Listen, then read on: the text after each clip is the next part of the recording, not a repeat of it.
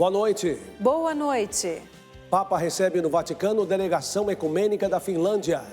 Em audiência, Francisco recorda o valor de mergulhar nas feridas dos necessitados. Marcha pela Vida quer alertar governos para a necessidade de leis protetoras da vida do bebê e da mãe. Lula reúne em Brasília reitores de universidades para discutir os rumos do ensino superior no país. Taxa de desemprego cai para 8,1% em novembro, menor nível em 7 anos. As recomendações para quem procura emprego com a ajuda das redes sociais. Em Minas Gerais, moradores encontram imagem desaparecida de Nossa Senhora durante temporal em município da Zona da Mata. E os detalhes arquitetônicos da Capela Dourada que encantam visitantes e apreciadores de arte em Recife. O Canção Nova Notícias está começando. A serviço da vida e da esperança.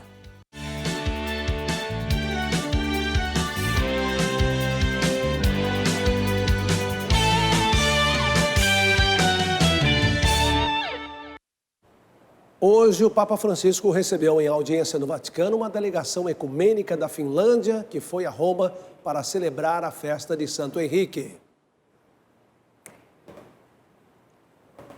Durante o encontro, o Santo Padre recordou o valor de mergulhar nas feridas dos necessitados. No encontro de hoje de manhã, o pontífice expressou felicidade em receber representantes não apenas luteranos e católicos, mas também ortodoxos e metodistas. O grupo prestou condolências pela morte do Papa Bento XVI e Francisco agradeceu o gesto. Sobre a recente celebração do batismo de Jesus, o Papa afirmou que somos chamados a nos reconciliar cada vez mais entre nós e a ser agentes de reconciliação no mundo. Ao citar a oração do credo niceno-constantinopolitano da Semana de Oração pela Unidade dos Cristãos, ressaltou que professamos um só batismo pelo perdão dos pecados. O Santo Padre também falou de Santo Henrique, testemunha da fé, mensageiro da esperança e instrumento da caridade. Ao final, convidou a toda a delegação ecumênica da Finlândia a pedir o dom de um renovado zelo apostólico e rezar juntos a oração do Pai Nosso. De Roma, Danúbia Gleiser para o Canção Nova Notícias. Vamos falar de atividade física, que é sempre bom para o corpo e a mente, viu, Adriana? A ciência comprova, os médicos também. E se você ainda não criou uma rotina de exercícios, bom começar a pensar nisso para ficar de bem com você mesmo.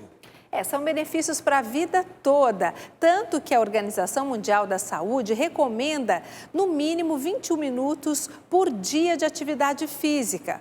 Professores de educação física incentivam e afirmam que mais que se exercitar no verão, bom mesmo é criar o hábito de praticar um esporte.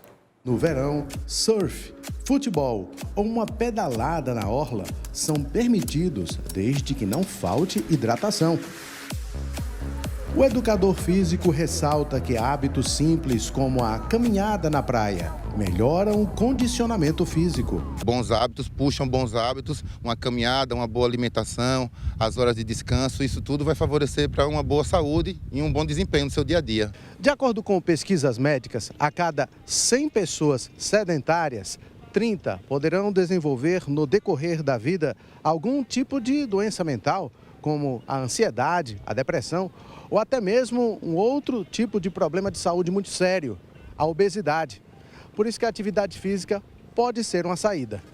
Aulas de ginástica funcional 4 vezes por semana se tornaram remédio para Edjane. Eu era muito ansiosa, estava acima do peso e agora estou bem melhor. Com a atividade física, elas ficaram mais dispostas, tanto na estética quanto na saúde. E estão rendendo mais a cada dia a dia, graças a Deus, está fluindo, está dando certo. Marta treina ginástica funcional há 20 anos. O resultado é visível. Ano que vem, completa 60 anos com disposição, força e agilidade nos movimentos. A saúde em primeiro lugar. Eu estava até comentando com as meninas aqui, que ao invés da gente estar tomando, quando chega na fase idoso, um monte de remédio, 10 remédios, a gente faz atividade para tomar no máximo 1. Ar quente e úmido está espalhado pelo país, deixando o tempo instável em algumas regiões. Sexta-feira chegando, vamos saber com Yara Naires, que conta para nós como vai ficar o tempo amanhã. Boa noite, Yara. Boa noite a todos aqui no estúdio e a você que acompanha a nossa programação. A zona de convergência intertropical continua ativa no norte do país, intensificando a chuva nas regiões norte e nordeste. O calor continua por causa do ar quente presente de norte a sul. Para quem curte uma praia e pode estar lá, vai poder aproveitar porque o tempo estará abafado. Os cariocas têm onda para surfar e se refrescar. Máxima de 31 graus na capital. Lá no sul, os gaúchos de Porto Alegre terão uma sexta-feira de temperaturas elevadas, com o nascer do sol registrando 22 graus e no decorrer do dia máxima de 32. Cuiabá deve ficar entre os 23 e 33 graus e Salvador máxima de 31 graus. As pancadas fortes de chuva à tarde seguem por todo esse território, porém de forma mais forte, com alerta para transtornos no Sudeste e também Maranhão e Piauí. Vamos falar de chuva forte agora porque recentemente uma história de fé e devoção emocionou muitos internautas nas redes sociais. Depois de um temporal na cidade de Senhora dos Remédios, na zona da Mata Mineira, uma imagem de Nossa Senhora Aparecida desapareceu. Os moradores se uniram para encontrá-la. O resultado dessa busca viralizou na internet. Acompanhe. Você que achou? O cara é abençoado, viu? Oh, minha mãe. A reação emotiva é de José Maria dos Santos. Depois de 4 dias de procura, foi o responsável pelo encontro da imagem da Mãe Aparecida. A hora que nós achamos ela, foi uma emoção que nós choremos, rezemos.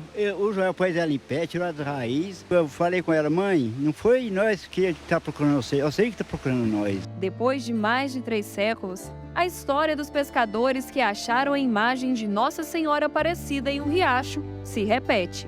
Acompanhado do amigo Joel e do cãozinho de estimação, José encontrou a imagem em um riacho. O local fica em uma área de difícil acesso, mas a nossa equipe fez questão de acompanhar. A gente pegou, desceu caçando, aonde que a enxurrada mais arrebentou, que você viu aqui, e a gente encontrou ela aqui, engastalhada no meio da madeira. A imagem encontrada ocupa um lugar na capela do povoado. O local é provisório, até que a gruta seja reconstruída. E claro, o símbolo de devoção do povo foi recebido com muita alegria.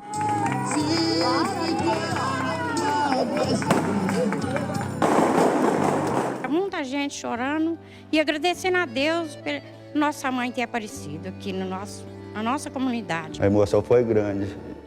Gente chorando, chegando, tirando foto. Porque era dado como perdida, né? Ninguém acreditava de achar ela, né? No primeiro momento, a tristeza de ver que a imagem não estava no seu oratório original. Mas em seguida, uma interpretação que vai brotando espontânea no coração das pessoas. Como na oração Maria passa na frente, então entenderam assim, tanta pedra, tanta lama descendo pela serra inteira. A imagem saiu como que indo à frente à mãe para dizer assim, dos meus filhos cuido eu. A antiga gruta chegou a ser tombada pela Prefeitura de Senhora dos Remédios pela importância cultural para o município. Os fiéis da região sempre preservaram a devoção pela padroeira do Brasil. O lugar acolhia orações e pedidos à Nossa Senhora. É impossível passar pela serra e não encontrar alguém parado junto àquela gruta no momento de oração. Ouro para nós não vale nada, ela vale muito mais do que ouro. O que eu tenho a dizer é isso. Era a importância que o município de Senhora dos Remédios todinho, a região todinha do Brasil.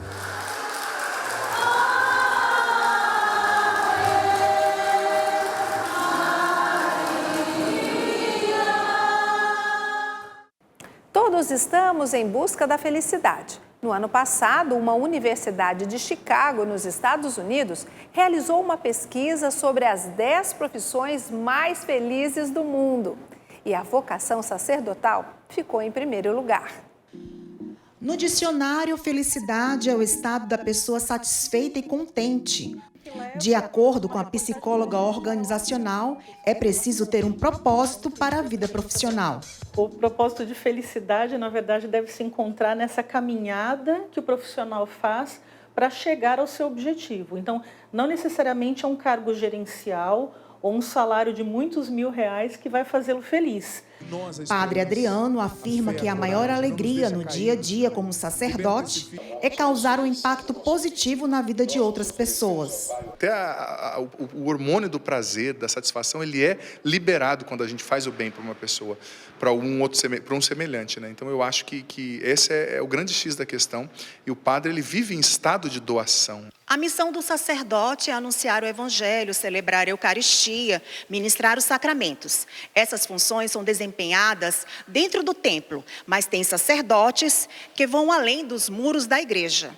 Aqui, os jovens fiéis se encontram com o sacerdote durante a partida de vôlei, por meio do projeto Jesus na Quadra. Eu descobri um chamado dentro da minha vocação. Eu descobri um chamado a cuidar das pessoas de forma integral, tanto do corpo quanto da alma. Por isso aí eu dilatei o meu coração para a caridade, onde cada criança, cada jovem, cada adolescente que participa do projeto é o próprio Jesus sendo cuidado, amado, respeitado, acolhido e amparado. Cada jovem, cada criança que está no projeto é Jesus. Em suas reflexões sobre ética, o filósofo grego Aristóteles aponta que a felicidade é o bem maior desejado pelo ser humano. A prática de ações virtuosas é fundamental para alcançar esta meta. Conheça melhor o projeto do Padre Odirley acessando o Instagram, @JesusNaQuadra. Vamos falar agora sobre emprego, porque a busca e oferta de vagas pela internet está cada vez mais comum. E vale dar atenção a algumas dicas na hora de preparar um currículo online e uma rede de contatos. Por isso, nós vamos a São Paulo com Elane Gomes, que traz os detalhes para a gente. Elane, boa noite para você. Olá, boa noite para vocês também e uma ótima noite para você que nos acompanha. Pois é, está cada vez mais comum as empresas recrutarem profissionais com a ajuda das redes sociais. Nossa equipe foi conferir quais as recomendações para quem procura um emprego. Desempregada há pouco mais de um mês, Jessie usa ativamente os métodos online para encontrar uma nova vaga no mercado de trabalho. É um jeito muito mais fácil e rápido, e porque também as empresas estão usando muito essa forma de recrutamento. Então, eu uso tanto redes sociais quanto sites também específicos com vaga. A internet reúne várias ferramentas que ajudam na busca por um emprego. Por meio dessa rede social profissional, por exemplo, é possível criar um currículo online, mencionar conquistas da carreira e também fazer novos contatos. E algumas dicas ajudam a tornar este perfil mais atraente aos recrutadores.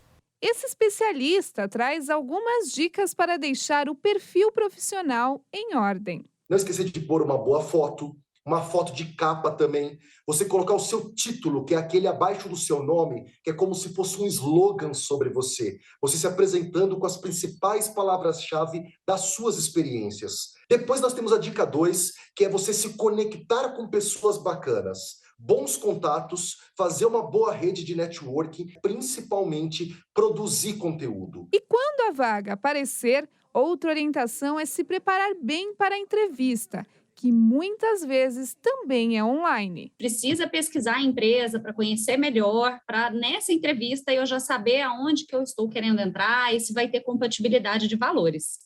Autoconhecimento é super importante, porque sempre terão aquelas perguntas tradicionais sobre pontos fortes, pontos a desenvolver. Rafael preparou o perfil e buscou por vagas de seu interesse. Em um mês, conseguiu o trabalho que almejava. Uma conhecida de LinkedIn, que a gente já se conhece há bastante tempo, mas eu nunca tinha visto pessoalmente, me fez uma indicação. E a partir dessa indicação surgiu a minha atual contratação. E sobre educação, o Liceu Sagrado Coração de Jesus, aqui em São Paulo, já está fazendo os cadastros para matrícula. Em acordo firmado com a Prefeitura, o Liceu agora faz parte da rede municipal de ensino. Metade das 500 vagas serão destinadas à educação infantil, a outra parte para o ensino fundamental 1. ambas em período integral. A Prefeitura de São Paulo e o Colégio Liceu Coração de Jesus firmaram parceria para oferecer o ensino por meio do programa educacional. Mais de R$380 mil serão destinados às vagas abertas e cerca de R$139 mil ao aluguel do espaço escolar. Os candidatos serão analisados pela Secretaria Municipal de Educação. Alunos que moram mais perto da instituição terão prioridade. Os atendimentos acontecem presencialmente aqui no Liceu, na região central da cidade, das 8 da manhã às 4 da tarde. A relação com os documentos necessários estão no site da Prefeitura, capital.sp.gov.br. De São Paulo, Flávio Rogério, para o Canção Nova Notícias. O presidente Lula e o ministro da Educação, Camilo Santana, receberam hoje os reitores das universidades e institutos federais. Nós vamos agora a Brasília com Liana Nunes, que tem mais informação sobre esse encontro. Boa noite, Liana. Exatamente, boa noite a você, boa noite a todos. A reunião teve como pauta as novas perspectivas do ensino superior no país. O encontro se deu 2 dias após o veto do presidente a recursos que seriam destinados a pesquisas científicas. Foram vetados 4 bilhões e 200 milhões de reais. O veto foi justificado pelo Executivo por não respeitar a proporção entre operações reembolsáveis e não reembolsáveis. No encontro de hoje, sem comentar os cortes, o ministro da Educação disse que vai reforçar o investimento nas universidades públicas. Portanto, nós vamos retomar todos esses investimentos do ProUni, investimentos do FIES, investimento no fortalecimento da autonomia das universidades para garantir a evolução da educação pública desse país. Lula ressaltou que é preciso investir em cursos superiores com escassez de profissionais. Nós precisamos também orientar, quais os cursos que são mais importantes para o país e o que o país mais precisa. Para o professor e pesquisador da Universidade de Brasília, o veto ao fundo científico não representa diminuição no orçamento. Pelo contrário, vai haver aumento de recursos. Porque a partir de 5 de fevereiro, quando vai caducar a medida provisória, os recursos do FNDCT vão estar recompostos em 100%. O orçamento 2023 foi aprovado ainda no governo passado, mas com a participação de integrantes do atual governo. O texto sancionado por Lula mantém a distribuição de recursos para os 3 poderes, mas não prevê a redistribuição para os novos ministérios. De acordo com o Palácio do Planalto, a alteração será feita por decreto, com publicação prevista para 31 de janeiro. Para este economista, os vetos do orçamento eram esperados e ainda podem ser reavaliados. São situações que não respeitavam legislação vigente na visão do Poder Executivo. Mas lembramos que esse vai voltar para o Congresso e os vetos podem ser derrubados. Os cortes no orçamento também atingiram o Ministério da Fazenda, o Instituto Nacional de Reforma Agrária, o Fundo Geral de Turismo e o Fundo Penitenciário Nacional. A criação de mais de 2.000 cargos em diversos órgãos também foi vetada. E a taxa de desemprego no Brasil caiu pela 9ª vez consecutiva. De acordo com dados do Instituto Brasileiro de Geografia e Estatística, IBGE, a taxa de queda no trimestre encerrado em novembro ficou em 8,1%, com média salarial de R$ 2.787. A ministra Margarete Menezes anunciou o desbloqueio de quase R$ 1 bilhão da Lei Rouanet. A medida vai beneficiar 1.946 projetos culturais em todo o país. O valor estava retido pelo governo de Jair Bolsonaro desde o início do ano passado. No total, mais de 968 milhões de reais vão ser liberados até o fim do mês. O montante havia sido captado como patrocínio a projetos artísticos por meio da Lei Rouanet. A lei possibilita que empresas e cidadãos que utilizariam os recursos arrecadados para o pagamento do imposto de renda destinem o dinheiro à cultura. De acordo com a publicação do Diário Oficial de hoje, serão beneficiados, por exemplo, projetos direcionados a crianças e adolescentes da rede pública de ensino. Uma atriz brasileira vai receber mais de 5 milhões de reais destinados ao projeto de 2 espetáculos. Uma associação cultural vai receber quase 1.300.000 para oficinas para líderes comunitários de regiões mais carentes. Segundo a ministra Margarete Menezes, a medida é um incentivo e investimento na cultura. O Ministério informou que nos primeiros dias de governo, a Secretaria de Economia Criativa e Fomento Cultural autorizou a liberação de aproximadamente 62 milhões do montante retido para 353 projetos.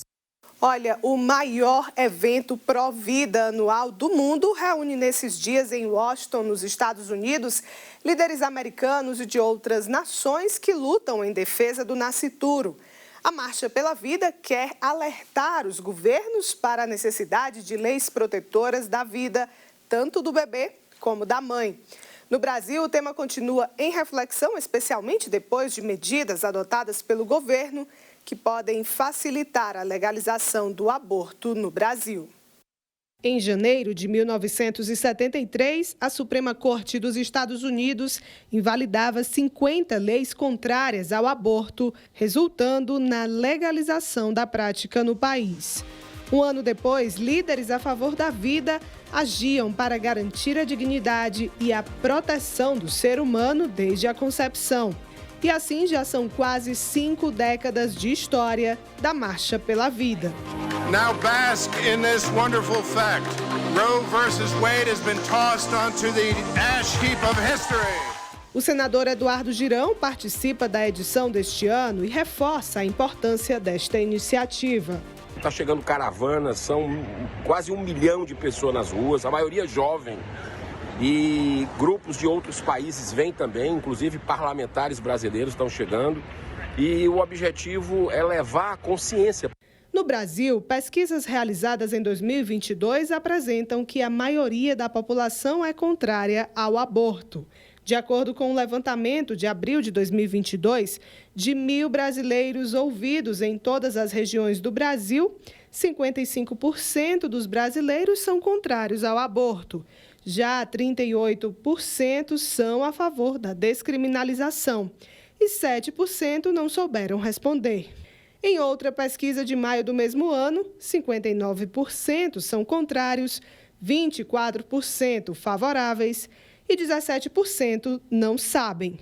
3.000 pessoas foram entrevistadas em todas as unidades da federação.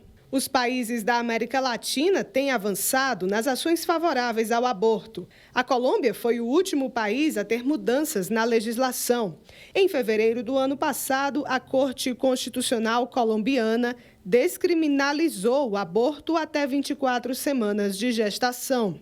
Em agosto de 2022, o país saiu do Consenso de Genebra, mesmo acordo internacional anti-aborto, de que o Brasil foi desligado nesta semana. A gente está vivendo um momento no Brasil muito delicado, porque o governo Lula já assumiu e já a primeira coisa tira o Brasil do acordo internacional com mais de 30 países e faz pior, acaba com as portarias pró-vida. Não podemos permitir, porque aí é flertar com essa violência contra as mulheres que não tem sentido. De acordo com a Organização das Nações Unidas, a interrupção voluntária da gravidez é um grave problema de saúde pública, mas entidades como o Movimento Brasil Sem Aborto têm feito um intenso trabalho de conscientização sobre os riscos e as consequências dessa prática. O Brasil Sem Aborto é um movimento de cidadania suprapartidário, suprarreligioso, que promove o direito à vida desde a concepção e também procura esclarecer o quanto o aborto faz mal à própria mulher. Leigos, bispos e instituições cristãs de diferentes denominações têm se unido em defesa da vida por entender que viver é o dom mais precioso dado por Deus e antecede todos os demais direitos humanos. Uma tradição que chegou ao Brasil há 398 anos. A devoção portuguesa deixou como herança espiritual a intercessão de Santo Antão, celebrado esta semana na cidade de Vitória de Santo Antão, a 50 quilômetros de Recife, e até hoje a devoção une os dois continentes. Vitória, em Pernambuco, é a única cidade das Américas que tem Santo Antão como padroeiro. Quem escolheu o santo foi o fundador Diogo Braga, em 1626, que saiu da ilha de Braga, que já tinha Santo Antão como padroeiro. Para homenagear o padroeiro em comum, o embaixador de Cabo Verde, na África, onde se localiza a ilha de Braga, José Máximo, esteve pela primeira vez na festa. Quando a gente tem esses mesmos sentimentos, essa mesma devoção que nos guia e que nos ensinou o Antão enquanto jovem, eu penso que o mundo pode e deve ser melhor. Então, Vitória de Santo Antão tem o mesmo padroeiro que Além-Mar. E a nossa cidade tem realmente esse significado importante de ser esse porto seguro de Santo Antão nas Américas. A festa que uniu dois continentes foi tema de música e atravessou 4 séculos. E ainda no Nordeste, no especial desta semana, seguimos conhecendo um pouco mais da Capela Dourada em Recife. Vamos ver os detalhes e curiosidades relevantes de cada ponto deste templo histórico, rico em história e espiritualidade.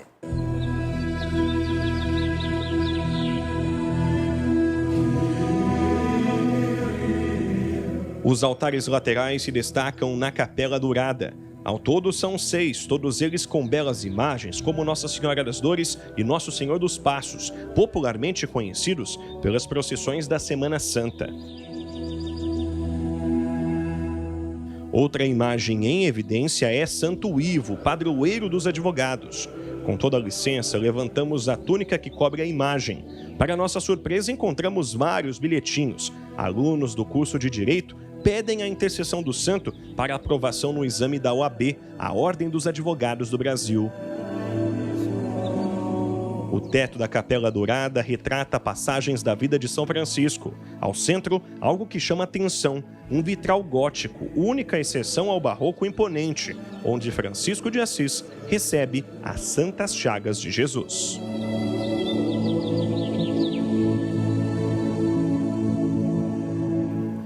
E no alto da Capela Dourada, a eternização de uma atitude ousada de São Francisco. Isso aconteceu exatamente em 1209. É um fato bem interessante, eu gosto sempre de contar pelo seguinte.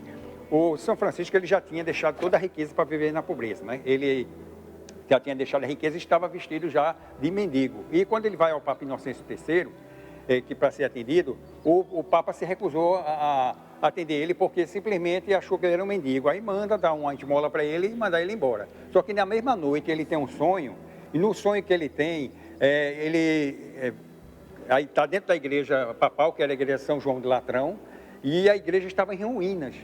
E lá no canto da igreja tinha um mendigo segurando a igreja nas costas, não deixando a igreja cair. Quem era esse mendigo? São Francisco de Assis. Então, por conta disso, quando ele acorda, ele manda chamar São Francisco de Assis e simplesmente atende ele e autoriza a ser criada a Ordem Franciscana. Uma vida dedicada à Ordem Franciscana como leigo. Este é o Aurélio, que ama o espaço e ainda mais a Santa Igreja Católica. Isso aqui é a minha casa, certo? Isso aqui é a minha casa, eu amo isso aqui. E se dissesse assim, Aurélio, você, na sua vida, você tem alguma coisa que você queria mudar? Não. Eu digo a você que hoje eu gosto do que faço, eu amo esse espaço, eu sou católico, apostólico romano, meu pai era católico, certo? Então eu tenho orgulho de ser franciscano e ser católico.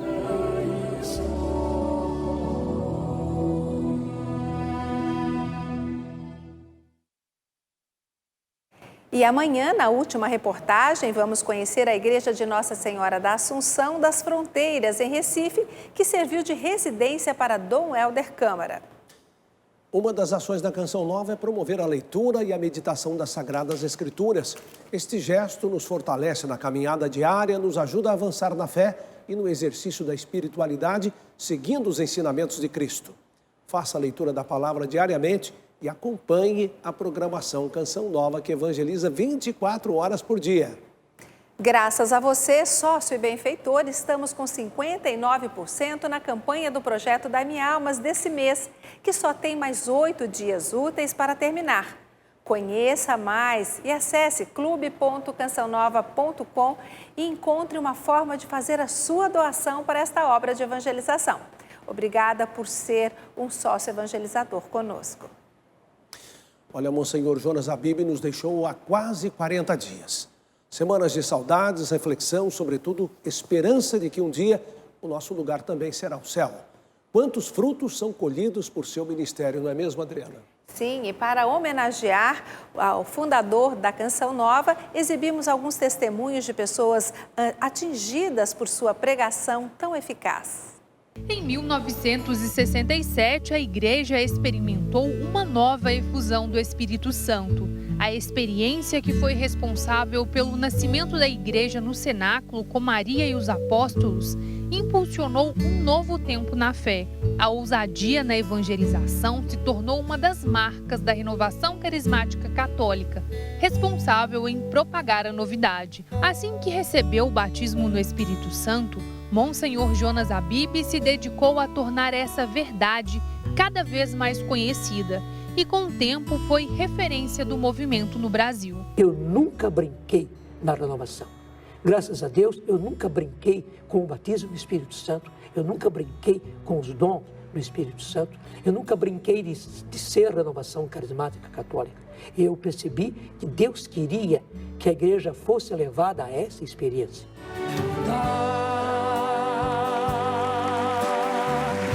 Mas pra negar, o mar é Deus e o barco sou eu. Experiência e dons que alcançaram Maria de Fátima no ano de 1990 em Belo Horizonte. Ele falava desse sopro do Espírito como um sinal, para a igreja.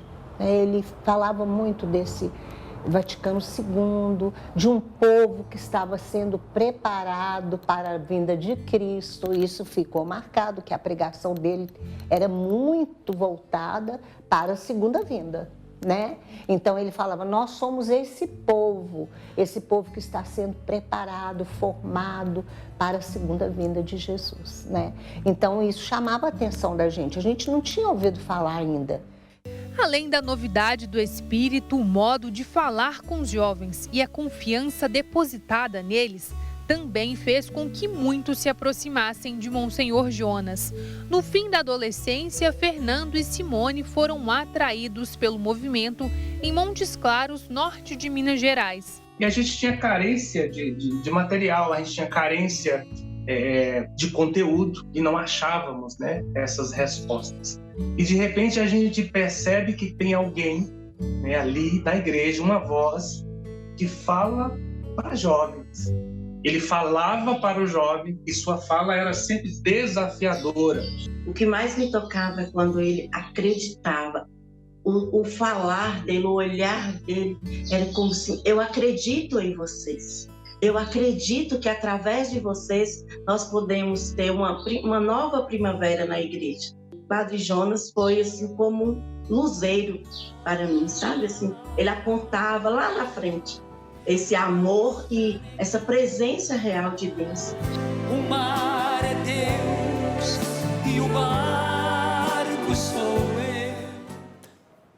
E assim, recordando o Monsenhor Jonas Habib, encerramos a edição de hoje do Canção Nova Notícias. Reveja as reportagens já disponíveis no portal noticias.cançãonova.com. Assista daqui a pouco, às 8h40, ao documentário sobre a vida de Monsenhor Jonas Habib, fundador da comunidade Canção Nova.